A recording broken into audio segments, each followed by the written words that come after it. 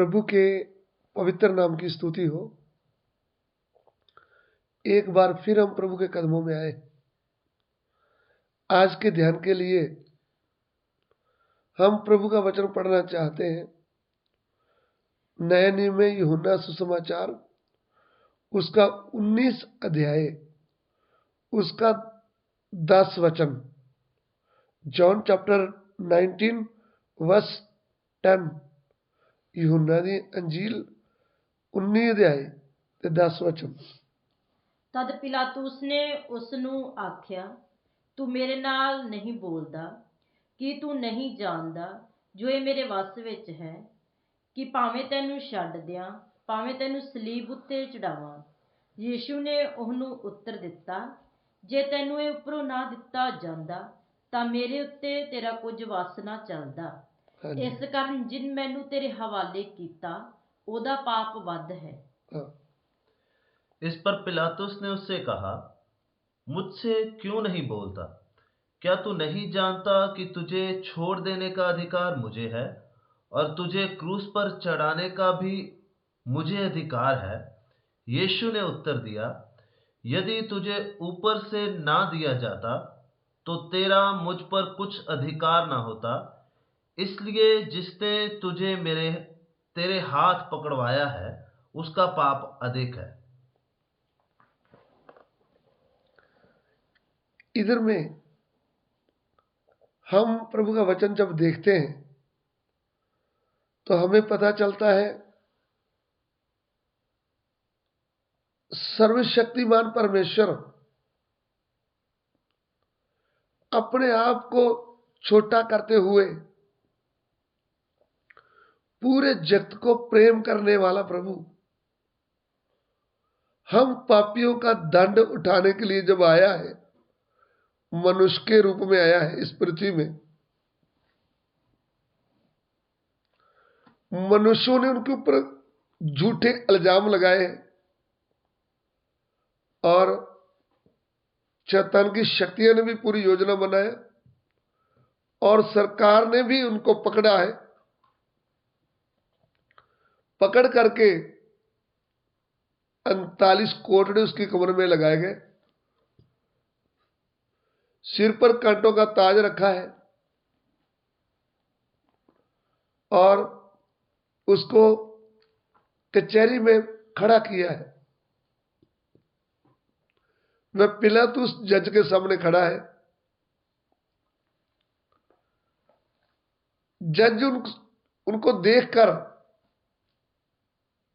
उसको मालूम चलता है कि यह मृत्यु दंड के योग नहीं है। तब जज ने निर्णय किया कि मैं इसको कोड़े लगवाए हैं, अभी मैं इनको छोड़ देता हूं। लेकिन यहूदी लोग उधर खड़े होकर के कहने लगे कि ये व्यवस्था, हमारे पास व्यवस्था है, व्यवस्था के कारण ये मरने के योग है। कारण इसने अपने आप को परमेश्वर पुत्र कहा है। इसने अपने आप को परमेश्वर पुत्र कहा है, इसलिए ये मरने के योग है। तो उधर में लिखा है, ये बात सुनकर पिलातुस जज भी डर गया। तब प्रभु से पूछने लगा, तू बता, तू कहां का है? तो फिर प्रभु ने उनको कुछ भी जवाब नहीं दिया। फिर जज दोबारा बोलता है, देख, तू मुझसे भी बात नहीं करता, तुझे मालूम है कि मेरे पास अधिकार है, तुझे मार देने का भी अधिकार है और छोड़ देने का भी अधिकार है। लेकिन प्रभु यीशु उनको क्या कहते हैं, जज को, ये अधिकार आपको ऊपर से ना मिला होता तो आपका कुछ भी मेरे ऊपर अधिकार ना होता, लेकिन उसका पाप ज्यादा है जिसने मुझे तेरे हाथ में पकड़वाया है। तो ये बात सुनकर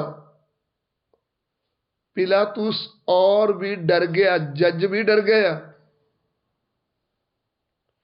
वो प्रभु को छोड़ने का निर्णय ले रहा था। उनको पता चल गया कि मैं एक निर्दोष व्यक्ति को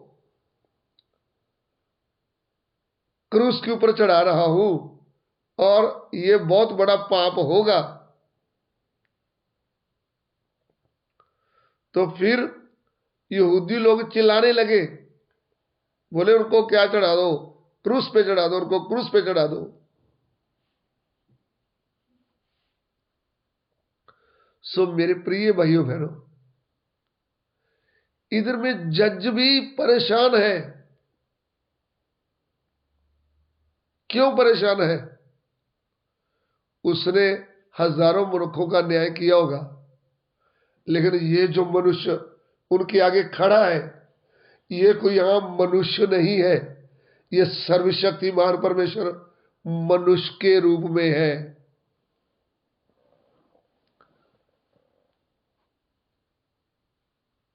छह बार 5 कचहरी में लेकर गए तो भी उनके ऊपर कोई मृत्युदंड दोष साबित नहीं कर पाए। इसलिए प्रभु यीशु बिल्कुल निर्दोष थे। उन्होंने कोई ऐसा पाप किया ही नहीं जिसके कारण उसको क्रूस पर चढ़ाया जाता। कोई दोष उनके ऊपर मिला ही नहीं, सच्चा दोष। और फिर वो पूरे जगत के पापों के लिए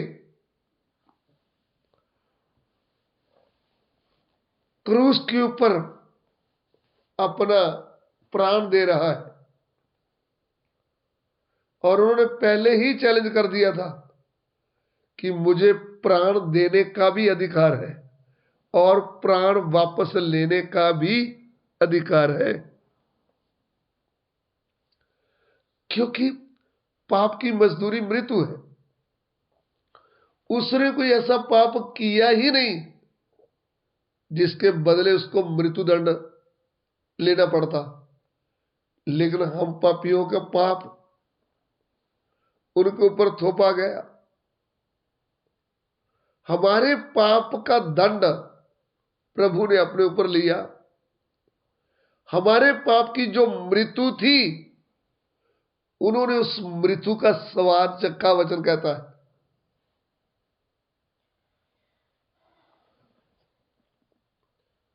तड़फने वाली आग में जाकर प्रभु यीशु का प्राण और आत्मा ने मृत्यु का स्वाद चखा। इसलिए यशायाह भविष्यवक्ता कहता है, ना ही तो उसका शरीर कब्र में छोड़ा गया और ना उसका शरीर सड़ा, क्योंकि कब्र में जब हम शरीर रखते हैं ना, 2-3 दिन के बाद सड़ जाता है। ना ही तो उनका शरीर सड़ा और ना ही उनके प्राण को अधोलोक में छोड़ा गया। प्रेरितों के काम 2:31, रसूलों के काम 2:31। ਉਹਨੇ ਇਹ ਅੱਗਿਓਂ ਵੇਖ ਕੇ ਮਸੀਹ ਦੇ ਜੀ ਉੱਠਣ ਦੀ ਗੱਲ ਕੀਤੀ ਕਿ ਨਾ ਉਹ ਪਤਾਲ ਵਿੱਚ ਛੱਡਿਆ ਗਿਆ ਅਤੇ ਨਾ ਉਹਦਾ शरीर गलिया। उसने होने वाली बात को पहले ही से देखकर मसीह के जी उठने के विषय में भविष्यवाणी की कि ना तो उसका प्राण अधोलोक में छोड़ा गया और ना उसकी देह सड़ने पाई। इसलिए इसी यीशु को परमेश्वर ने जिलाया, जिसके हम सब गवाह हैं। देखिए, यहां पे पतरस प्रेरित यहूदी भाइयों को बता रहा है कि प्रभु यीशु के विषय में दाऊद ने भविष्यवाणी की उन्होंने पहले ही भविष्यवाणी किया था, ना तो उसका प्राण अधोलोक में छोड़ा गया और ना ही उनका शरीर सड़ा।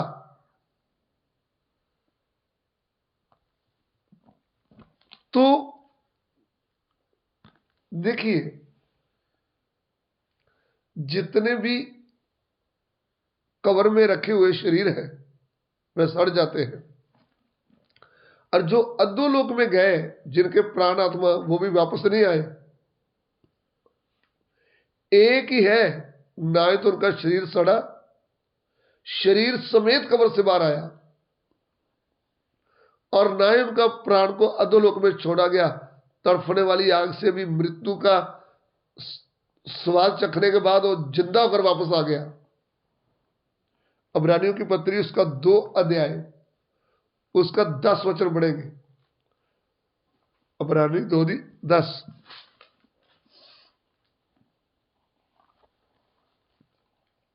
ਜਿਹਦੇ ਲਈ ਸਭੋ ਕੁਝ ਹੈ ਅਤੇ ਜਿਹਦੇ ਰਾਹੀਂ ਸਭੋ ਕੁਝ ਹੋਇਆ, ਉਹਨੂੰ ਯੋਗ ਪਈ ਬਹੁਤਿਆਂ ਪੁੱਤਰਾਂ ਨੂੰ ਤੇਜ ਵਿੱਚ ਲਿਆਉਂਦਿਆਂ ਉਹਨਾਂ ਦੇ ਮੁਕਤੀ ਦੇਣ ਵਾਲੇ ਆਗੂ ਨੂੰ ਦੁੱਖਾਂ ਦੇ ਦੁਆਰਾ ਸੰਪੂਰਨ ਕਰੇ। 9 वचन भी पढ़ेंगे। ਪਰ ਅਸੀਂ ਉਹਨੂੰ ਜਿਹੜਾ ਦੂਤਾਂ ਨਾਲੋਂ ਥੋੜੇ ਚਿਰ ਲਈ ਘੱਟ ਕੀਤਾ ਗਿਆ ਹੈ, ਅਰਥਾਤ ਯੀਸ਼ੂ ਨੂੰ ਮੌਤ ਦਾ ਦੁੱਖ ਝੱਲਣ ਦੇ ਕਾਰਨ ਪ੍ਰਤਾਪ ਅਤੇ ਮਾਨ ਦਾ ਮੁਕਟ ਰੱਖਿਆ ਹੋਇਆ ਵੇਖਦੇ ਹਾਂ, ਤਾਂ ਜੋ ਪਰਮੇਸ਼ਰ ਦੀ ਕਿਰਪਾ ਨਾਲ ਹਰੇਕ ਮਨੁੱਖ ਲਈ ਮੌਤ ਦਾ ਸਵਾਦ ਚੱਖੇ।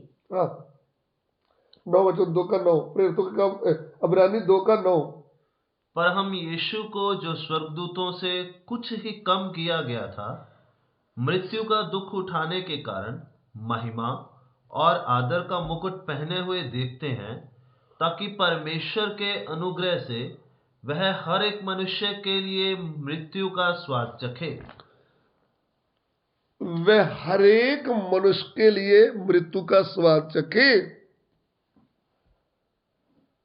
पूरा जगत जब पाप के कारण मर गया था, मृत्यु दंड का भागी था, तब पवित्र परमेश्वर मनुष्य के रूप में आकर पूरे जगत के लिए अपना प्राण दे दिया और मृत्यु दंड सह लिया और मृत्यु का स्वाद चखा और पूरे जगत को मृत्यु से आजाद कर दिया। आज पाप की मजदूरी जो मौत थी, उस मौत के लिए हमें कुछ भी करने की जरूरत नहीं, क्योंकि प्रभु यीशु ने क्रूस पर हमारे लिए अपना प्राण दे दिया है। वो मुर्दों में से जी उठा है। आज हमको खाली उनके ऊपर विश्वास करना है, और जो विश्वास करे और बपतिस्मा ले उसी का उद्धार होगा। हम शैतान से, पाप से, मृत्यु से, शराब से उद्धार पाते हैं। आइए हम सिरों को झुकाए प्रार्थना करें। प्रिय प्रभु, हम धन्यवाद करते हैं इस वचन के लिए। तेरा वचन लोगों के हृदय में कार्य करे। आगे के समय को तेरे हाथ में सौंपते हैं। प्रभु, हमारी विनती को ग्रहण करें। यीशु मसीह के पवित्र नाम से मांगते हैं, आमीन।